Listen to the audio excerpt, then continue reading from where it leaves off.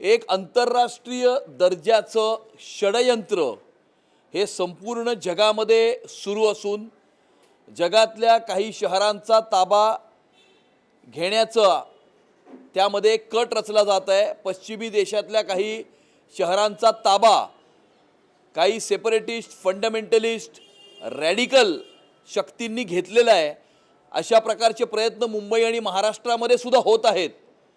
मुंबई आणि महाराष्ट्रातले काही राजकीय पक्ष आणि काही राजकीय नेते या आंतरराष्ट्रीय दर्जाच्या षडयंत्राचा भाग किंवा भागीदार या ठिकाणी झालेले आहेत आणि त्यामुळे आपल्या आकांना खुश करण्याकरता, त्यांचे मकसद हासिल करण्याकरता काही लोक अशा प्रकारची काही वक्तव्य करतात।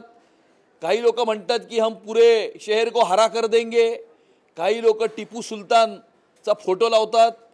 परवाच मुंबईच्या महानगरपालिकेमध्ये MIMच्या नगरसेवकांनी हिरव्या रंगामध्ये या ठिकाणी महानगरपालिकेमध्ये प्रवेश केला होता आणि त्यामुळे अशा प्रकारची वक्तव्य करणं, अशा प्रकारची कृत्य करणं हे काही राजकीय शक्ती आणि काही राजकीय व्यक्ती करत आहेत।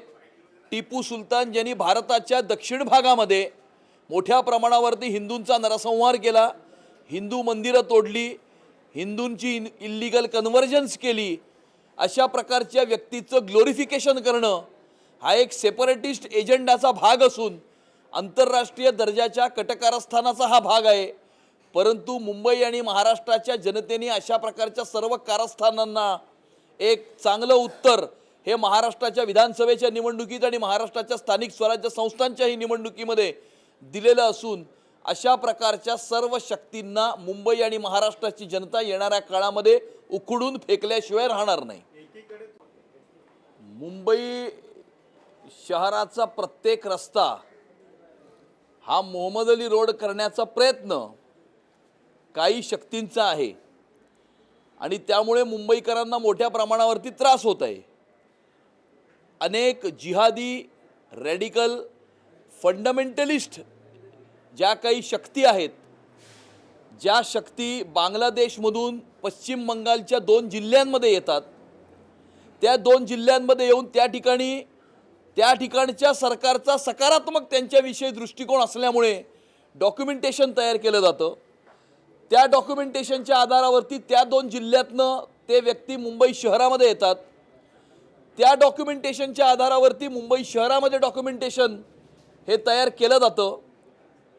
त्या ठिकाणी काही विशिष्ट भागांमध्ये मुंबई शहरातल्या लोकप्रतिनिधी अशा प्रकारच्या शक्तींशी सहानुभूती ठेवणारे असल्यामुळे त्या ठिकाणी त्यांचे Aadhaar card, PAN card, voter card तयार केले जातात, त्यांना मतदार केलं जातं आणि त्यांना रोजगारासाठी अनधिकृतपणे रस्त्यावरती अशा प्रकारे पादचाऱ्यांना त्रास होईल अशा प्रकारे त्यांना धंदे लावून दिले जातात।